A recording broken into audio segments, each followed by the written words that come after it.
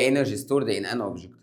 تمام. طيب فانا كده الانرجي ستورد. طيب هنا الكاينيتيك انرجي قال لك هو work done during motion، يبقى هو الورك done during motion. طيب اليونت بتاعتي مين؟ بالجول. اليونت بتاعتي بالايه؟ يبقى الكاينيتيك انرجي هي انرجي during motion، يعني بسبب ان انا هعمل حركه فبالتالي كده يبقى عندي كاينيتيك انرجي. طب لو انا في مكاني وفي هايت فدي بالنسبه لي عندي مين؟ بوتنشال انرجي. يبقى هنا البوتنشال انرجي قال لك ان هي ستورد، وهنا جايه بسبب مين؟ الموشن، واليونت بتاعتي جول.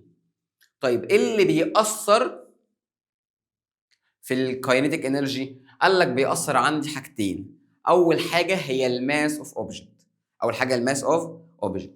تاني حاجه ذا سبيد اوف اوبجكت، وهنتكلم عن السبيد اوف اوبجكت دلوقتي ازاي.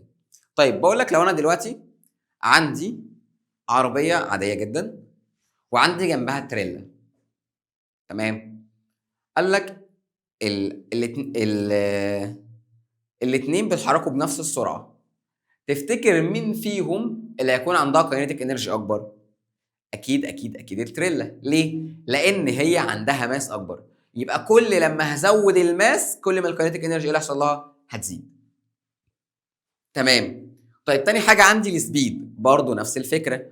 كل لما هزود، انا دلوقتي عندي عربيتين زي بعض نفس النوع بنفس الشكل، واحده السبيد بتاعتها 60 والتانيه السبيد بتاعتها 80 قد بعض في الماس. مين اللي هيكون عندها كاينيتيك انرجي اكبر؟ اكيد اللي تتحرك ب 80.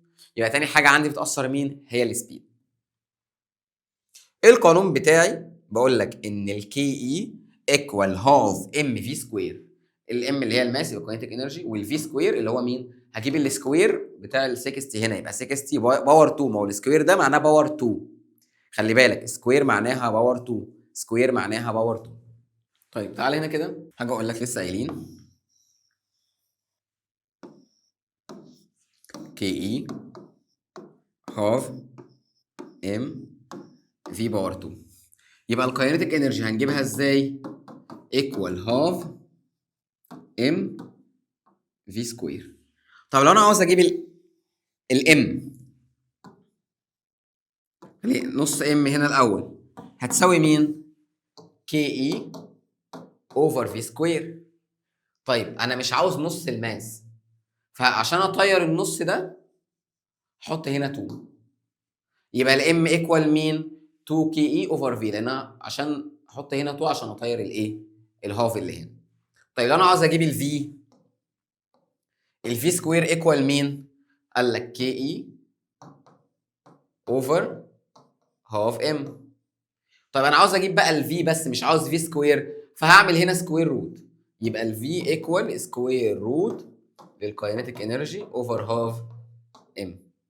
تمام كده؟ طيب لان انا عندي هنا باور 2، لو انا عاوز اجيبها من غير باور 2 فهعمل لها مين؟ هعمل لها سكوير روت. طيب تعال نشوف مسائل من ورا هنا كده. give reason. طيب باجي هنا بيقول لك calculate the mass of an object، يبقى انا عايز احسب الام. ادي هنا نرجع للمثلث بتاعنا، ام كي اي هنا هاف في سكوير. انا عاوز احسب الام، مش احنا قلنا ان الام ايكوال مين؟ 2 كي اي اوفر مين؟ الفي سكوير. طيب الكي اي هنا عندي بكام؟ هكتب ال 2 باي 1000. حلو. عندي هنا الفي بكام؟ 10، فانا بقول لك 10 باور 2 فهكتب هنا باور 2. طبعا اطير دي هنا ايكوال 20. طيب الماس بتاعتي بالمين؟ بالكيلو جرام. طيب في مشكله كده؟ طيب باجي بعد كده بيقول لك كالكوليت ذا سبيد، انا عايز احسب الفي قلنا بتساوي مين؟ سكوير روت لمين؟ للكي اي اوفر هاف ام. بعمل كده سكوير روت زي ما هو. الكاينيتيك انرجي بكام؟ 250، هكتبها زي ما هي. الماس بكام؟ خلي بالك ان هي ب 20، نصها كام؟ 10 ايكوال 5. السبيد بتاعتي بالمتر بير سكند.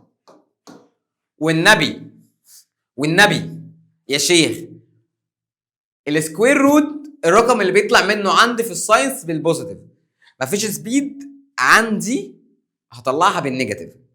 ما والنبي خلاص حضرتك تكتب لي بوزيتيف اند نيجاتيف بالمنظر ده، لا لا، بوزيتيف ونيجاتيف دي بتجيبها في الماس، لكن انا عندي هنا كده بوزيتيف على طول. طيب هنا بقول لك الماس ب 8 والفي ب 5، ادي هكتب هنا الام وهكتب هنا الفي. عاوز احسب بين الكي اي، يبقى الكي اي ايكوال هاف ام في سكوير. هكتب الهاف زي ما هو، الام بكام؟ ب 8، في سكوير 5 باور 2، وهنا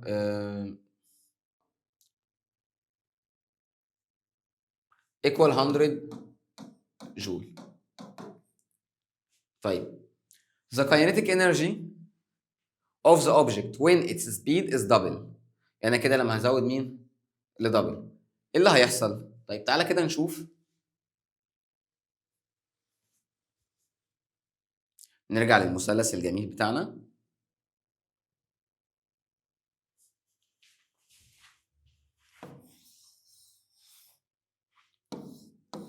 قلنا الكي اي ايكوال هاف ام في سكوير. الريليشن ما بين الام وما بين الكي اي دايركت ريليشن، دايركت. يبقى هنا كل ما الماس هتزيد يبقى الماس والله هتزيد، مثلا انكريز، مثلا قال لك دبل، فدي برضه هتزيد للدبل. يبقى لو دي دبل دي هتزيد للدبل. زودت دي 4 تايمز يبقى دي هتزيد 4 تايمز زيها. زودت دي 3 تايمز دي هتزيد 3 تايمز زيها. زودت دي 1 تايم يعني 10 تايمز دي هتزيد 10 تايمز زيها. طيب لو انا جيت قلت لك ان انا هنا هزود دي للدبل، دبل اللي هو 2 صح؟ فهتبقى 2 سكوير، يبقى انا لو زودت دي للدبل دي هتزيد ل 4 تايمز. تمام؟ طيب لو انا زودت دي ل 3 عدها 3 مرات فدي هتزيد لكام؟ ل 9 تايمز لان 3 سكوير. لو انا جيت بقى قلت لك ان انا هقلل دي لهاف، قللتها للنص هتبقى كام؟ 1 اوفر هاف سكوير هتبقى كام؟ 1 اوفر 4 هتقل للربع، وهكذا. يبقى انا كده كل واحده ما بين الماس وما بين الكاينيتيك انرجي دايركت، وهنا برضو دايركت بس مع السكوير. تمام كده؟ طيب نخلي بالنا، هرسم كده الريليشن ما بين الكي اي وما بين الام. برسمها كده دايركت، ده كده اسمه دايركت ريليشن. انا برسم الرسمه كده، وما بين الكي اي والفي سكوير دايركت ريليشن بالمنظر ده. تمام كده؟ طيب يبقى الريليشن ما بينهم دايركت ريليشن شيب. طيب ده الفرق ما بين البوتنشال انرجي والكاينيتيك انرجي. قال لك ان البوتنشال انرجي هي انرجي ستورد ان ان اوبجكت. تمام؟ طيب لكن الكاينيتيك انرجي هي مين؟ قال لك ان هي ديو تو موشن. قال لك هنا بيتحكم فيها حاجتين، ان البي اي كان الرو بتاع القانون بتاعها بي اي ايكوال دبليو باي اتش. فالفاكتورز اللي عندي كانت بتتحكم فيها الويت اول حاجه، وتاني حاجه الهايت. طب الكاينيتيك انرجي قلنا ان الكي اي كانت ايكوال هاف ام في سكوير. فالام الماس والفي سكوير اللي هو مين؟ السبيد. تمام؟ طيب الميجرنج يونت في الحالتين جول. خلي بالك ان الكومبير دي مهمه جدا جدا جدا جدا. تمام؟ طيب ده شكل الايه؟ الريليشن اللي احنا لسه قايلينه دلوقتي. وفكره الدبل، لو احنا قلنا الماس لو زادت للدبل فالكاينيتيك انرجي هتزيد للدبل. لو انا زودت السبيد للدبل فدي هتزيد الدبل سكوير، يبقى 2 باور 2 ب 4، يبقى دي هتزيد 4 تايمز. طب لو انا قللت الماس للهاف فالكاينيتيك انرجي هتقل للهاف. طيب قللت بقى السبيد لهاف فالكاينيتيك انرجي كام؟ 1 اوفر 2 سكوير، فهتبقى تقل كام؟ للربع. طب لو انا قللت الماس للربع وزودت السبيد للدبل، ما هم كده كده عكس بعض، فهتبقى دي للدبل 2، او هنا مش هنا قلنا ان الكي اي ايكوال هاف ام في سكوير. طيب انا هنا هقلل الام لكوارتر فهتبقى مين؟ دي هتقل للربع، ودي هتقل للنص الفي، فهتبقى 1 اوفر 2 سكوير. فلما كده قال لك دي تبقى 4 تايمز، 4 تايمز باي 1 اوفر 2 سكوير هتطلع كام؟ 1. فمعنى كده ان هي تبقى ريمين كونستنت يعني مش هتتغير. ادي هنا مساله هنا اهي، بيقول لي an object its mass 7 كيلوغرام moving at speed equal 5 meter per second. calculate اول حاجه kinetic energy. قال لك ان ال KE equal half mv سكوير. الهاف زي ما هي، الام 7 باي 7، الفي 5 باور 2. يبقى هنا كده 87.5 جول. طيب ذا كاينيتيك، عايز احسب بقى الكاينيتيك انرجي لو الماس دبل. تعال نشوف بقى الماس دبل، يبقى هتعامل ان هي بكام؟ ب 14. يبقى هاف باور باي 14 باي 50 او 5 باور 2. كوال هنا والله كوال 175 جول. معنى كده ايه اللي حصل؟ ان لما زودت الماس للدبل باي انكريزنج ماس دبل،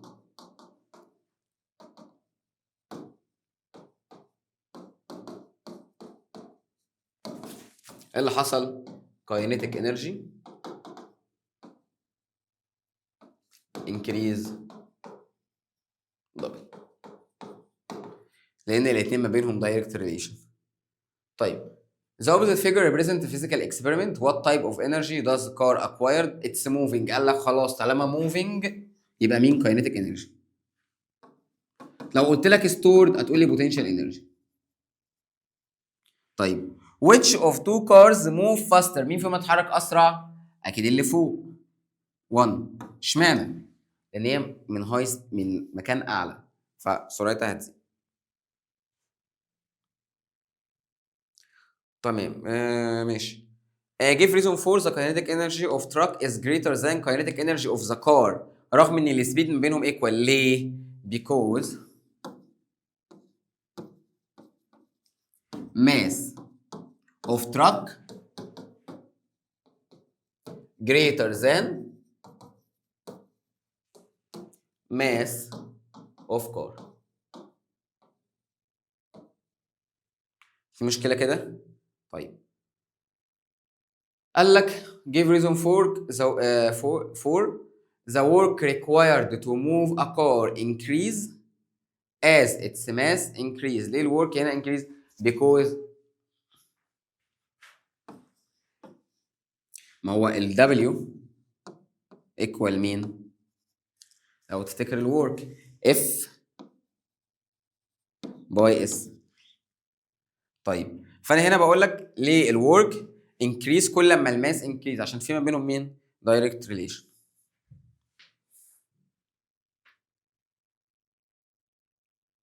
طيب ذا فروت لوكيتد اون برانش اوف ذا تري ستورد. اي حاجه ستورد قلت بوتنشال انرجي على طول. قال لك البوتنشال انرجي، قال لك لما يحصل لها فولينج هتتحول لكاينيتيك انرجي. طيب ايه اللي بعد كده؟ بيقول لك ذا كاينيتيك انرجي اوف ان اوبجكت انكريز. يبقى الكي اي انكريز كل ما هزود مين؟ الماس والفيلوسيتي او السبيد. هنا the mass of an object is measured in كيلوجرام، لكن السبيد متر بير سكند.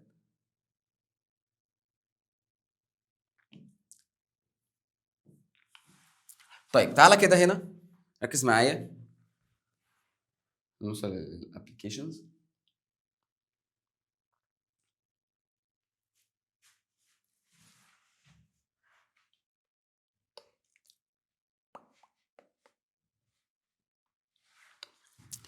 باجي بقول لو انا عندي هنا كده رسمت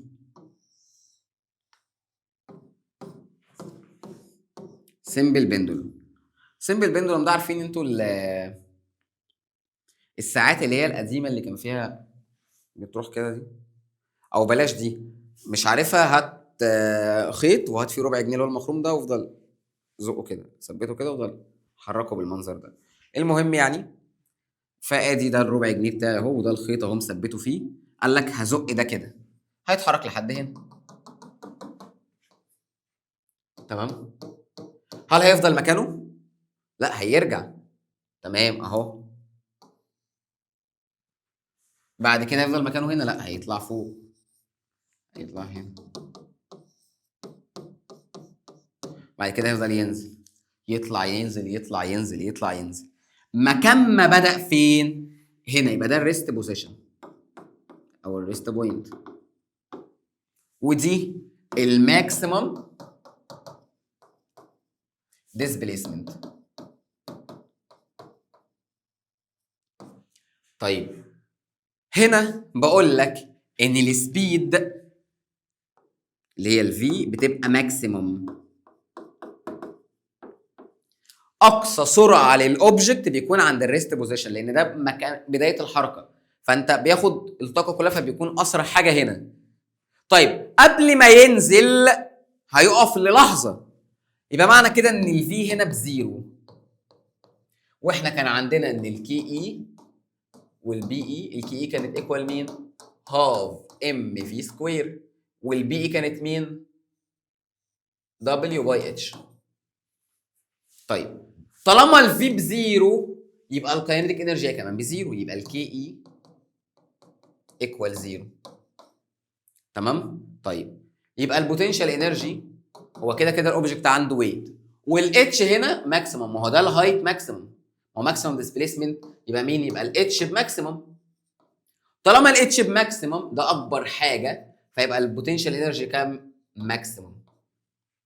نيجي هنا هي الفي ماكسيمم، يبقى معنى كده ان الكاينيتيك انرجي بماكسيمم والبوتنشال انرجي مينيمم. هو انا ليه هقول على البوتنشال انرجي مينيمم مش زيرو يا مستر؟ قال لك لان هو مرتفع برضه عن الارض شويه، فهو اقل قيمه للبوتنشال انرجي هتبقى هنا. طيب باجي بعد كده بقول خلي بالك ان اللي هينطبق هنا هو اللي هينطبق هنا، لان ده ماكسيمم ديسبيسمنت زي ده بالظبط. اللي هيطبق لو نفترض ان ده A وده B وده C، فاللي هيطبق عند B هو اللي هيطبق عند C. خلينا متفقين تمام كده؟ طيب ده بالنسبه للجزء بتاع مين؟ الكاينيتيك والبوتنشال. الميكانيكال انرجي بقى ثابته، يعني الميكانيكال انرجي عند A هو الميكانيكال انرجي عند B، هو الميكانيكال انرجي عند سي، هو الميكانيكال انرجي وهو بيتحرك كده وهو نازل هنا.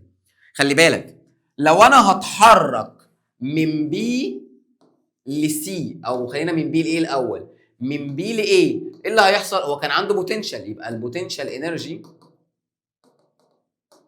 اللي بيحصل لها بتقل ديكريز، والكاينيتيك انكريز.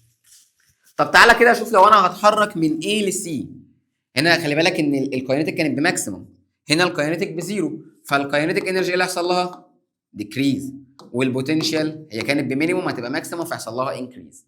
في مشكله كده؟ لكن الميكانيكال انرجي ثابته، الميكانيكال انرجي ايكوال بوتنشال انرجي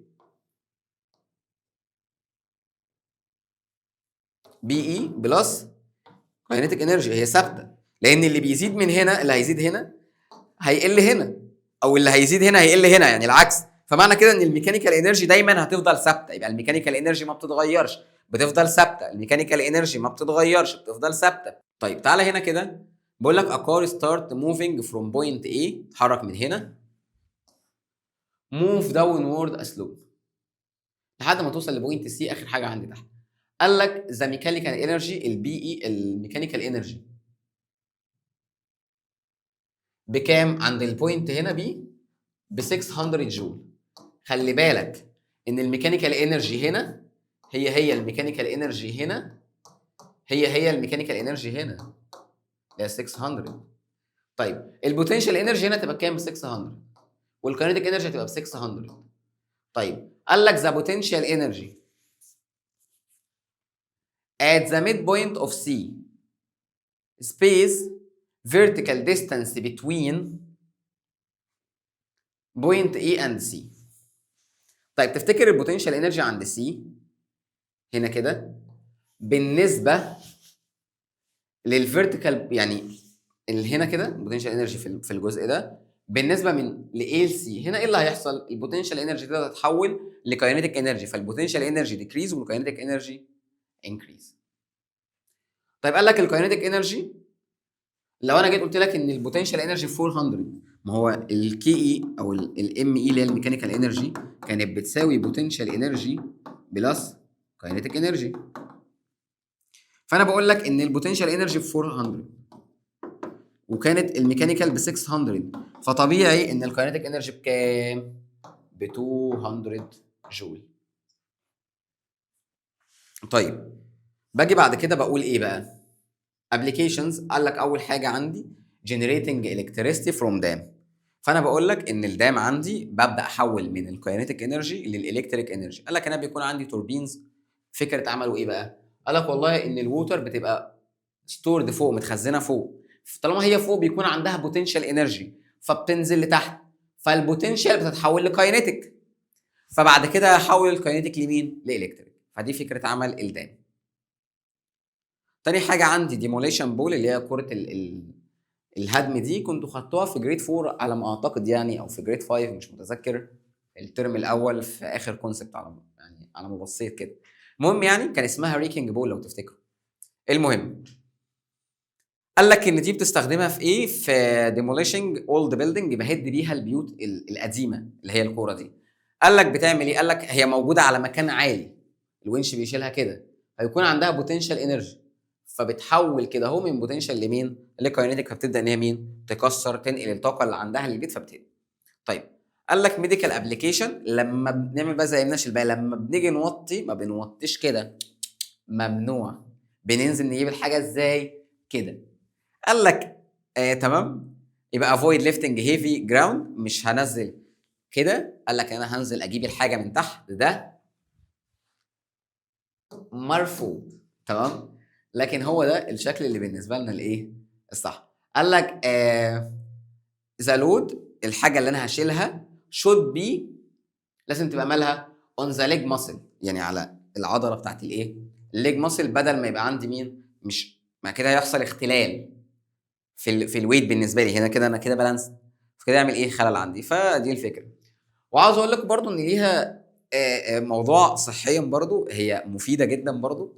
او الشكل ده غلط جدا ليه؟ لان خلي بالك ده بيأثر على ضغط الدم بتاعي يعني بشكل او باخر، وهتاخدوه ان شاء الله باذن الله لما تكبروا فكره ضغط الدم كده. عشان كده على فكره لما احنا بنيجي نصلي، لما بنيجي نركع، ما بنطولش في الركوع، مش مستحب الركوع يعني، بتلاقي ان الدعاء اكتر في السجود عشان فكره البلاد بريشر دي. تمام. طيب تعال نحل. نبدا بالبوتنشال انرجي الاول، احنا خلاص شرحنا، نبدا بقى نحل شويه دول. The set of points through which the object passes during its motion، ده اللي هو قلنا اسمه ايه؟ path of movement. اللي بعده the total length، قلنا التوتال length of any path taken by object. قال لك التوتال length ده على طول مين؟ الديستانس. اللي بعده shortest straight line او shortest straight path connecting between the starting point and the end point. قال لك في constant direction، يبقى ده على طول مين؟ displacement. بعد كده the distance covered by unit time، ده اللي هو مين؟ السبيد.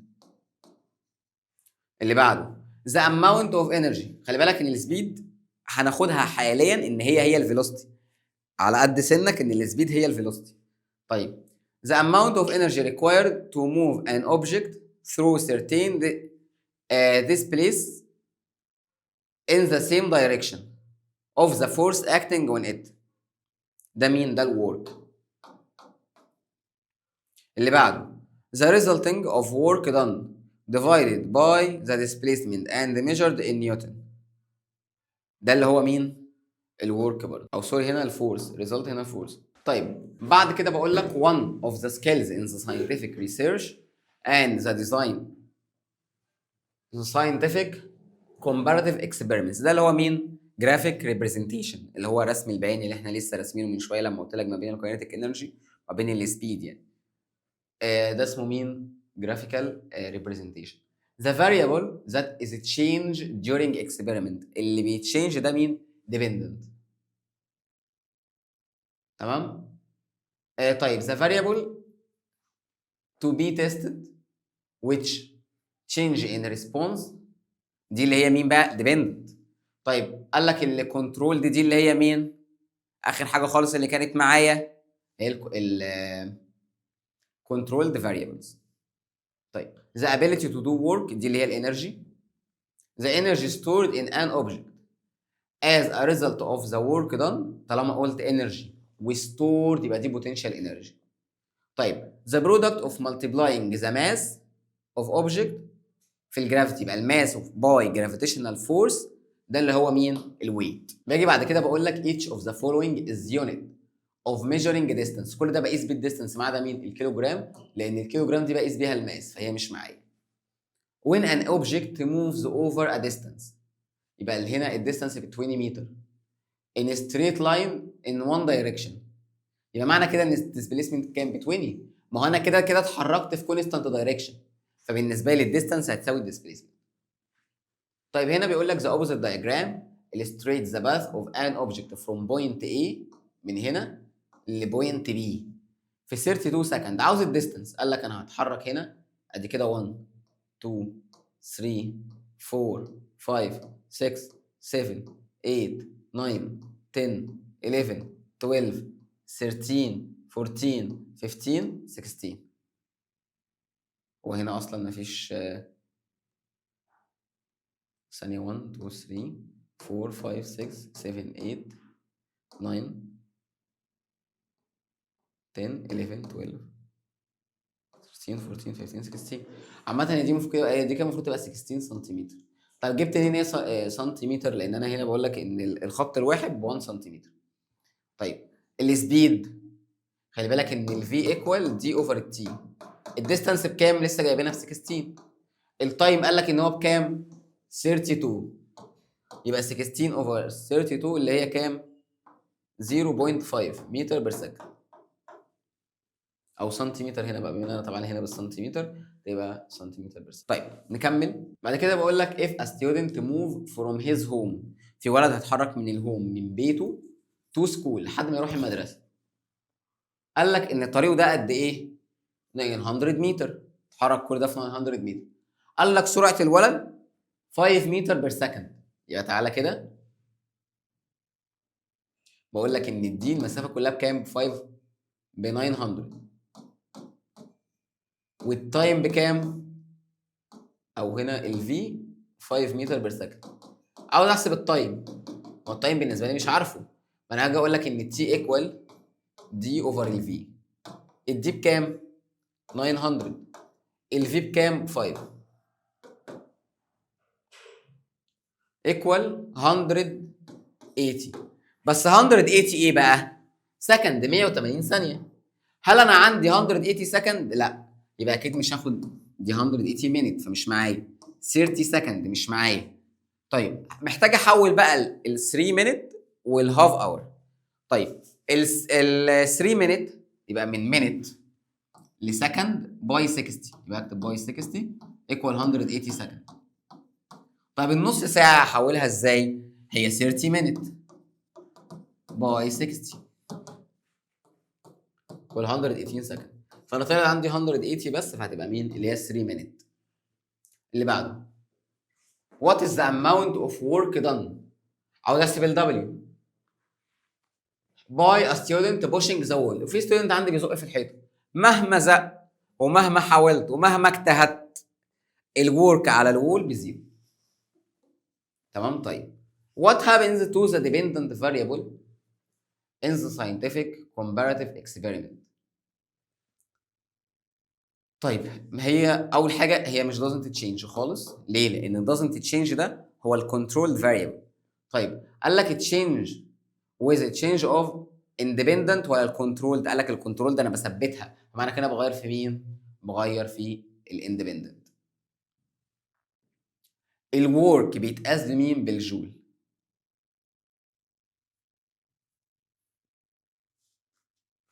بعد كده بقول لك what is the amount of work done pushing the wall دي لسه قايلينها. في 65 نيوتن فورس act on stationary object causing it move for distance. طيب انا هنا عاوز ال W. ال W equal F by S. قلت لك ال F كام نيوتن؟ 65 باي ال S الديستنس بكام؟ 10 equal 650 جول.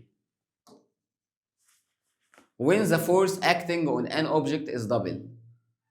هنا كده دبليو اف اس. انا بقول لك ان الفورس هنا دبل، ايه اللي هيحصل للورك؟ دبل، بي دبل.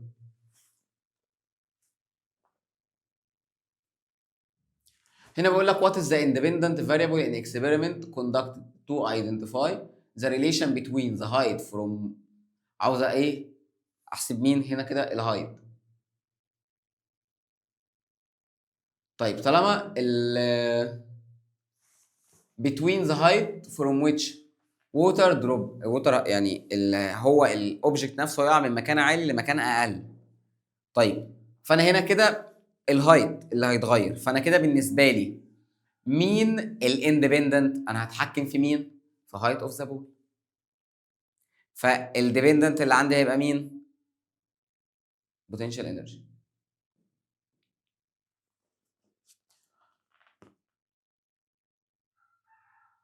طيب what is the quantity which has the same unit of the force؟ هي الانرجي بالجول، فالفورس بالنيوتن فمش معايا، السبيد متر بير سكند فمش معايا، الديسبيسمنت بالمتر فمش معايا، هي الويت عشان برضه نيوتن زيها. بعد كده بقول لك a work equal، يبقى ال W equal 150، خلي بالك كيلو جول، من كيلو اكتب 150 بزود قد ايه؟ باي 10 باور 3، بزود 3 اصفار. لو قلت لك مثلا معايا 5 كيلو جرام يبقى هم قد ايه؟ 5000 جرام. طيب ادي هنا، طيب ومديك هنا الماس 50، عاوز يحسب مين؟ الهايت. احنا عندنا قلنا ال W equal F باي S، انا هنا مديك ال W، عاوز احسب الاس، ما هي الاس ايكوال دبليو اوفر اف. طيب الدبليو بكام؟ 150 اهو، زود 3 اصفار اوفر الاف. ما انا الاف هنا مين؟ مش معايا، هجيبها منين؟ 50 باي 10 اللي هي 500، غير الصفرين مع الصفرين.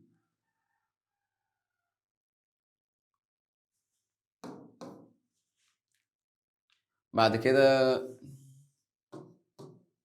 تطلع 300 متر.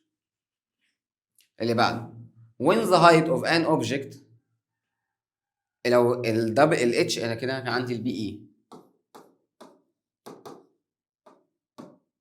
دبليو باي اتش، لو انا عندي الاتش ده دبل، ايه اللي هيحصل للبي اي؟ يبقى البي اي انكريس تو دبل برضه، ان شاء الله تبقى الدبل زيها.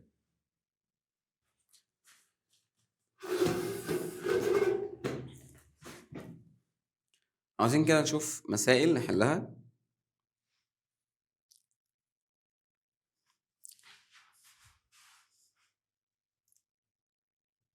هنا بقول لك عاوز احسب ال W، نكتب القانون بتاعنا W اف اس والبي اي دبليو اتش. طيب انا بقول لك ان عاوز احسب ال W، مديك الفورس ادي هنا ال W، ومديك الدي او هنا الاس بقى، يبقى ال W، او سوري هنا ده، هنا سوري الاف الفورس، يبقى ال W ايكوال اف باي اس. الاف بكام؟ 1000، والاس بكام؟ 50.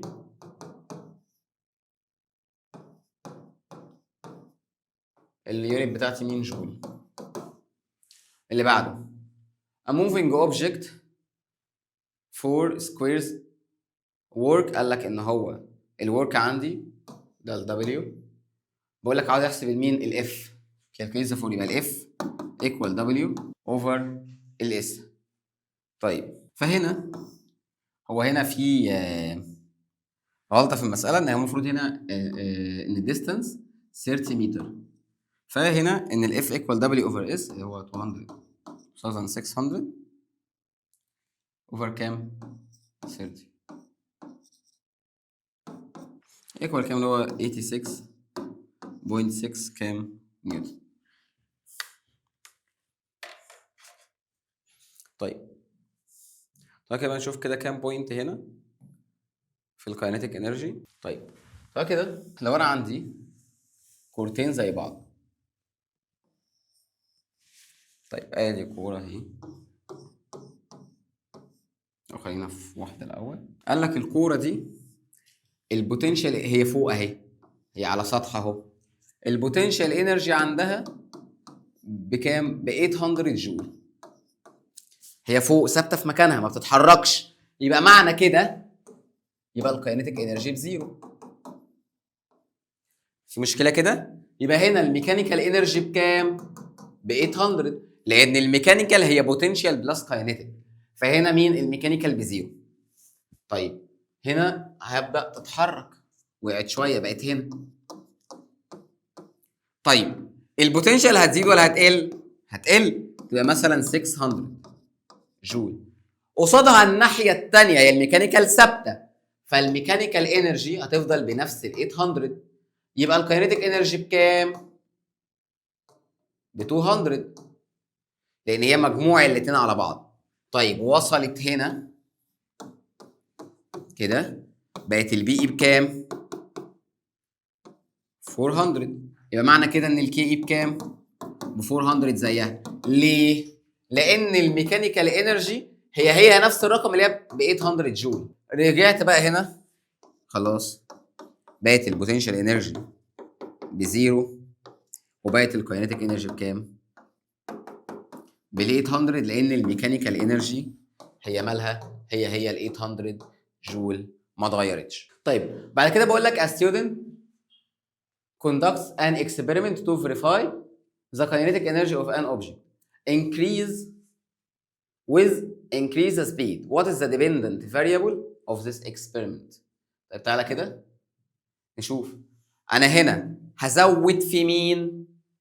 قال لك هزود في السبيد، يبقى هو ده بالنسبه لي هنا بيسعى يبقى هو ده الاندبندنت بالنسبه لي. طيب the kinetic energy of an object depend on kinetic energy بتعتمد، يبقى الكي اي بتعتمد على مين؟ الهاف، بتعتمد على الام والفي، يبقى الماس والسبيد. which of the underlined object doesn't بس the kinetic energy؟ مين اللي ما عندوش فيهم kinetic energy؟ شيب، السفينه سيلينج بتتحرك في الاوشن، لا عندها.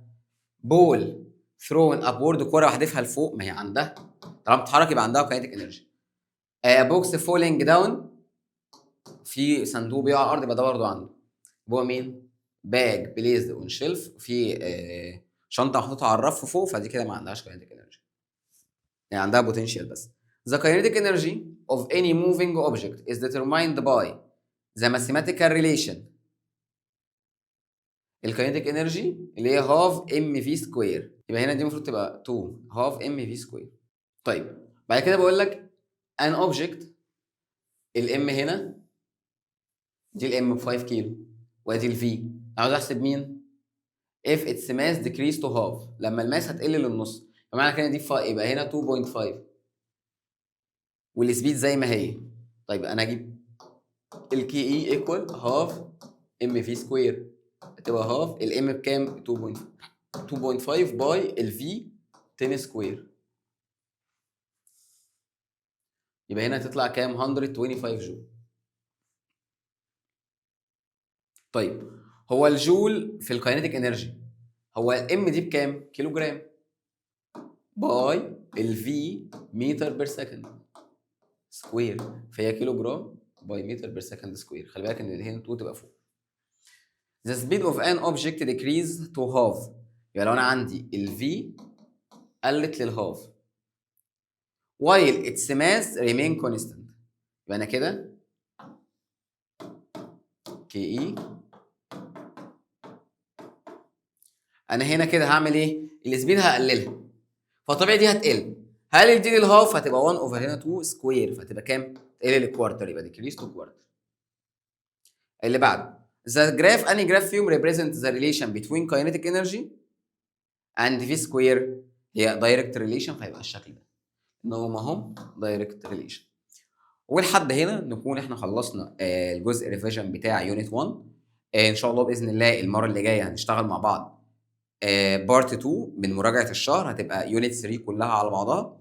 اتمنى ان احنا ان شاء الله نذاكر اول باول، وان شاء الله وتكتب ورايا، وهسيب لك طبعا رقم الواتساب في الديسكربشن عشان لو عندك اي سؤال تبدا تساله في اي وقت.